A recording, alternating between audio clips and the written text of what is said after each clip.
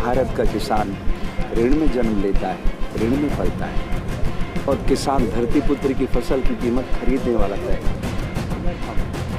इस डिजिटल तकनीक का ईमानदारी से प्रयोग कर मैंने ज़िंदगी में अगर आपसे कभी 1 रुपया मांगा हो तो मेरी बात मत मानना, लेकिन आज मैं झोली फैलाता हूँ इस भगवा वस्त्र की कि आप लोग कल इस बंद में अपना नैतिक समर्थन दीजिए। पहले दिन आए हैं या शुरू से साथ है, किसानों को समर्थन देने आए हैं, सेवा करने आए हैं, क्या है बताइए। मैं जब 18 साल का था, करीब 46 वर्ष पहले, मैंने किसानों की दयनीय दशा को देख के एक गीत लिखा था।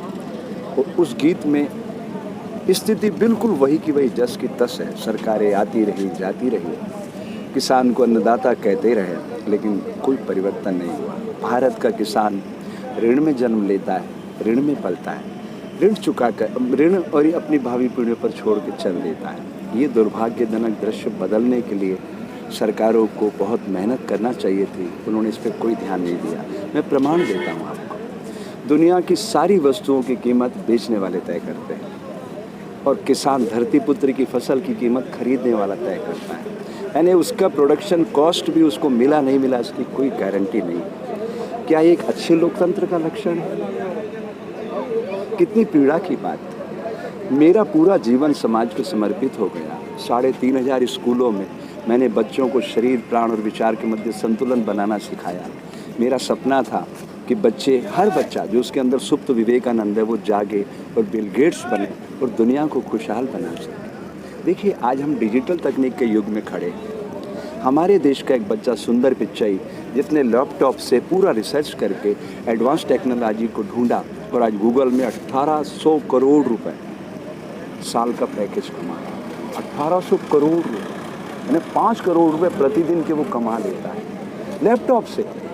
तो ये जो डिजिटल तकनीक है, इसका कितना बेहतर इस्तेमाल किया जा सकता है अगर हम इस डिजिटल तकनीक का ईमानदारी से प्रयोग करें। जैसे मैं नेट बैंकिंग से पैसा ट्रांसफ़र करता हूँ। महाराज जी, जैसे आप बड़े बड़े शिविर लगाते हैं, इससे भी हजारों आपके, क्या सभी का समर्थन आपने मांगा है? क्योंकि आप तो आज अकेले दिखाई दे रहे हैं, तो क्या माना जाए, सभी का समर्थन है साथ में किसानों? आपने बड़ा अच्छा प्रश्न किया है। इस धरती पर जीव अकेला ही आता है और अकेला ही लौटता है। मैंने अपना जीवन समाज को समर्पित किया। हजारों स्कूलों में मैंने शिविर लगाए, जेलों में लगाए। ऐसी कोई फोर्स नहीं है, दिल्ली पुलिस से लेकर के ITBP, CISF, military, paramilitary forces, सारे फोर्सेस में मेरा प्रोग्राम जाता है। घोड़े की क्रिया सिखाता हूँ। मैं आप सबसे प्रार्थना करना चाहता हूँ, मैंने ज़िंदगी में अगर आपसे कभी 1 रुपया मांगा हो तो मेरी बात मत मानना, लेकिन मैंने कभी भी किसी के आगे हाथ नहीं फैलाया, मैंने हमेशा दिया। लेकिन आज मैं झोली फैलाता हूँ इस भगवा वस्त्र की कि आप लोग कल इस बंद में अपना नैतिक समर्थन दीजिए। मैं तो पूरे दिन मौन उपवास में रहूँगा और मैं आप सब लोगों से प्रार्थना करता हूँ, भारत की आत्मा गांव में निवास करती है। 6,32,000 गांव है भारत में, और भारत की इकोनॉमी आज अगर बची हुई है थोड़ी बहुत तो किसानों के कारण। सारी चीज़ें बदल रही। जब दुनिया में हाहाकार मचा हुआ था, देखिए, अर्थविज्ञानी वो धुरी है जिसके आसपास सारा संसार चक्कर लगाता है।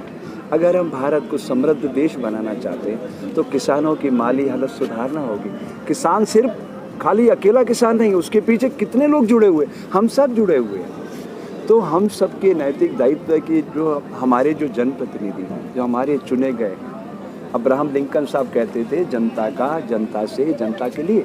299 लोगों ने मेहनत करके डॉक्टर BR अम्बेडकर के नेतृत्व में ये संविधान बनाया था। कल उनका निर्माण दिवस था, 64वां। हमने क्या बदला? मैंने 18 साल की उम्र में ये रचना लिखी, कहने को तो अन्नदाता है लेकिन भूखा प्यासा सो जाता है, मेरे देश का किसान, मेरे देश का किसान। 44 सालों में सरकारें आई, सारे राजनीतिक दलों ने सरकारें बनाई, किसी ने मिनिमम सपोर्ट प्राइस भी किसान को नहीं दिया, और दिया तो 6% लोगों ने लिया।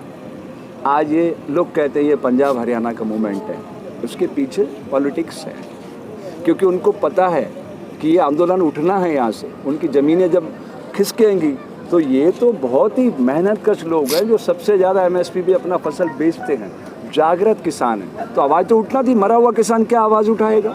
उनको पता था, लेकिन यहीं पर गेहूं और चावल होता बल्क में, जो गौतम अडानी उस पूरे सिस्टम पे कब्जा करना चाहता है। तो मैं आप सबसे प्रार्थना करता हूं, अगर आप चाहते हैं, महात्मा गांधी की उस भावना को आवाज़ देना चाहते हैं कि सत्ता का विकेंद्रीकरण हो, अकेले गौतम अडानी पूरे सिस्टम को कब्जा ना करे जो अंग्रेज करते थे, तो इस दृश्य को बदलने का समय है। और कल मैं आप सबसे प्रार्थना करता हूं, भारत बंद में आप अपना नैतिक समर्थन दीजिए। अगर आप पूरे देश को बंद कर देंगे तो निश्चित रूप से सरकार को मानना ही पड़ेगा, क्योंकि हमारे भारतीय जनतंत्र में सबसे बड़ी शक्ति जनता के हाथ में, जनता के नुमाइंदे हैं। वो जनता से बाहर जाएंगे तो उसका परिणाम उन्हें भोगना पड़ेगा।